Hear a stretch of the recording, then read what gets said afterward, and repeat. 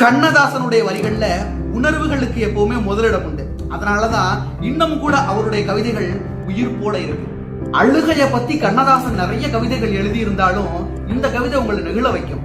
தொழுவது சுகமா, வண்ண தோகையின் கனிந்த மார்பில் விழுவது சுகமா, உண்ணும் விருந்துதான் சுகமா, இல்லை பழகிய காதல் எண்ணி பள்ளியில் தனியே சாய்ந்து அழுவதில் சுகம் என்பேன் யான். அறிந்தவர் அறிவாராக.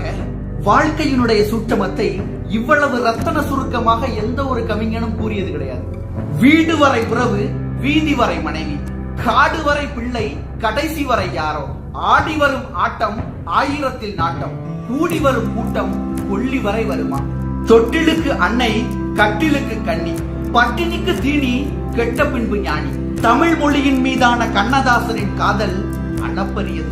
வெட்ட முயன்றாலும் வெளியுருட்டி பார்த்தாலும் தட்டி பறித்தாலும் தமிழெல்லால் ஏதுமில்லை. திருக்குறளை போல ஒரு பொருளும் இல்லை, மூவாத சிலம்பின்றே கூத்துமில்லை, தப்பாத புறமின்றே வீரமில்லை, தளிர் போலும் அகமல்லால் காதல் இல்லை. எப்போதும் தமிழ் மொழி போல் ஒரு மொழியே இல்லை, எப்போதும் தமிழ் மொழி போல் ஒரு மொழியே இல்லை. இருக்கிறது என்பான் தாய் பெண்ணே இல்லை, இருக்கிறது என்பான் தாய் பெண்ணே இல்லை என்கிறார் கண்ணதாசன். வாழ்க்கையினுடைய தொடக்கமும் முடிவும் நிர்வாணமே என்பதை அடித்து சொல்கிறார் கண்ணதாசன். நிர்வாண மேனிதான் இறைவன் கொடுத்ததே நிர்வாணம் இறுதியாகும், நில்லாத பருவமே நிமலன் கொடுத்ததே நில்லாமை உறுதியாகும்.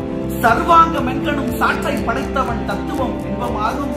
சரியாய் ரசிக்க தெரியாத மூடர்கள் வாழ்வினும், சரியாய் ரசிக்க தெரியாத மூடர்கள் வாழ்வினும் சாவுதான் உண்மையாகும், சாவுதான் உண்மையாகும். இந்த வீடியோ பிடிச்சிருந்தா லைக் பண்ணுங்க, ஷேர் பண்ணுங்க, சப்ஸ்கிரைப் பண்ணுங்க. என்னோட வளர்ச்சிக்கு ரொம்ப பயனுள்ளதா இருக்கும்.